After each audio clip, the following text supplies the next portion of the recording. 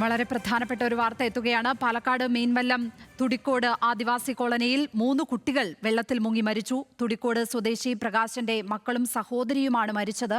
കുട്ടികളെ ആശുപത്രിയിൽ എത്തിച്ചിരുന്നെങ്കിലും ജീവൻ രക്ഷിക്കാനായില്ല. ഞാൻ വിവരം കിട്ടിയ വഴി ഇവിടെ വരികയായിരുന്നു ഉണ്ടായത്.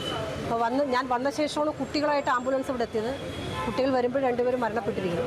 പിന്നീട് അന്വേഷിച്ചപ്പോഴാണ് ഒരു കുട്ടി നേരത്തെ തന്നെ മരണപ്പെട്ടു. തച്ചമ്പാറ ഇസാഫ് ഹോസ്പിറ്റൽ അവിടെയുണ്ട്.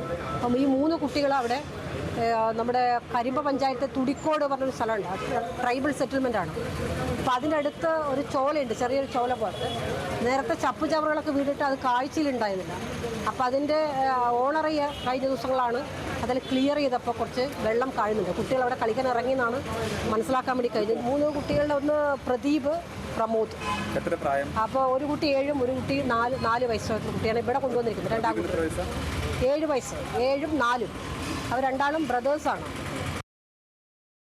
വിവരങ്ങളുമായി പ്രസാദ് ഉടുമ്പശ്ശേരി ചേരുന്നു. പ്രസാദ്, എത്ര മണിയോടെയായിരുന്നു ഈ അപകടം?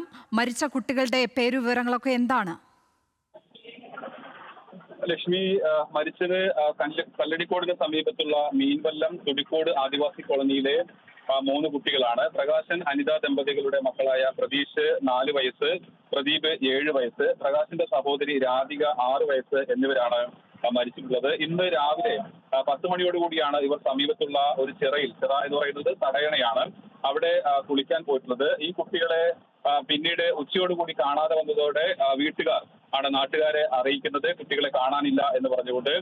ഉടൻ തന്നെ പ്രദേശവാസികളും ആയ ആളുകളെല്ലാം തന്നെ ഇതിനു വേണ്ടി തെരച്ചിൽ നടത്തി. പിന്നീടാണ് ഈ ചിറയിൽ കുട്ടികളുടെ ചെരുപ്പ് കണ്ടെത്തുന്നത്. അങ്ങനെ ഇതിൽ ഇറങ്ങി നോക്കുന്ന സമയത്ത് കുട്ടികൾ വെള്ളത്തിൽ മുങ്ങിക്കിടക്കുന്നതാണ് കണ്ടെത്തുന്നത്. ഉടൻ തന്നെ കുട്ടികളെ, ഒരു കുട്ടിയെ മണ്ണാർക്കാടിന് സമീപത്തുള്ള തച്ചമ്പാറ സ്വകാര്യ ആശുപത്രിയിലും 2 കുട്ടികളെ പാലക്കാട് ജില്ലാ ആശുപത്രിയിലേക്കും എത്തിച്ചിരുന്നു.